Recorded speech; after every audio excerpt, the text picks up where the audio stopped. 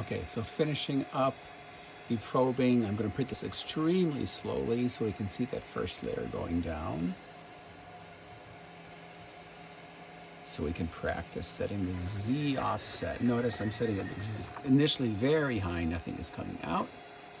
Nothing's touching the bed, we're going to wait. Okay, good. Of course, if it's coming out too high, it's not going to stick to the bed very well. So we're going to just slowly decrease our Z offset until we are right at the bed there. We're going to zoom in, and there we go. We should be getting a nice flattened layer there. This is my skirt that I'm running here. I'm on a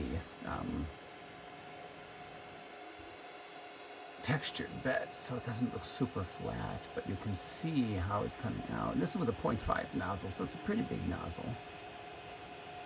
So you can see how it's flattening out.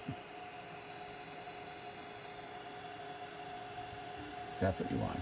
If you're too low, it's going to be too flat. And this is relatively transparent filament, so it looks like it's too flat, but actually it's a good height.